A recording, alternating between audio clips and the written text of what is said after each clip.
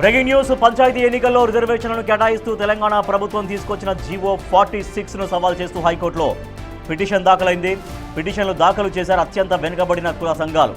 అత్యవసర పిటిషన్ కింద విచారణ నిర్వహించాలన్నారు న్యాయవాది సుదర్శన్.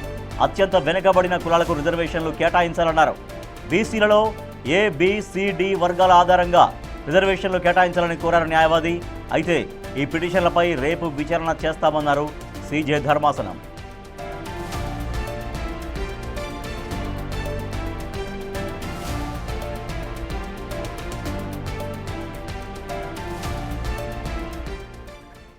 పంచాయతీ ఎన్నికల్లో రిజర్వేషన్లను కేటాయిస్తూ తెలంగాణ ప్రభుత్వం తీసుకొచ్చినటువంటి జీవో 46ని సవాల్ చేస్తూ హైకోర్టులో పిటిషన్ దాఖలు చేశారు బీసీ నేతలు. మరింత సమాచారాన్ని మా ప్రతినిధి సురేష్ అందిస్తారు. సురేష్, వాళ్ళు పేర్కొన్నటువంటి పిటిషన్లో ఏ అంశాలున్నాయి?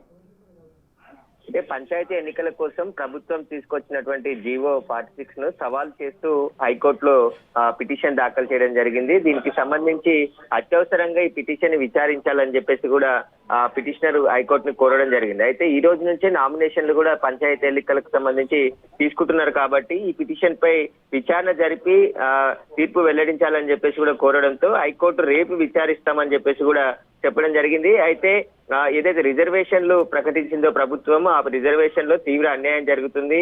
ఏదైతే బీసీ, ఎస్సీ, ఎస్టీలకు సంబంధించిన రిజర్వేషన్ లో ఎస్సీలు తక్కువ ఉన్నప్పటికీ కూడా అక్కడ ఎస్టీలకు కేటాయించడం జరిగింది, బీసీలకు అన్యాయం జరుగుతుంది అని చెప్పేసి కూడా పిటిషన్ లో పేర్కొనడం జరిగింది. దీనికి సంబంధించి ఏదైతే బీసీలో ఏబిసిడి వర్గాల ఆధారంగా రిజర్వేషన్లు కేటాయించాలని చెప్పేసి కూడా న్యాయవాది పిటిషన్ లో హైకోర్టు దృష్టికి తీసుకొని రావడం జరిగింది. కాకపోతే ఈ రోజు అత్యవసర పిటిషన్ గా విచారించాలన్నప్పటికీ రేపు విచారణ చేపడతామని చెప్పేసి కూడా హైకోర్టు సిజే బెంచ్ ఆదేశాలు జారీ చేయడం జరిగింది. Right, thank you Suresh.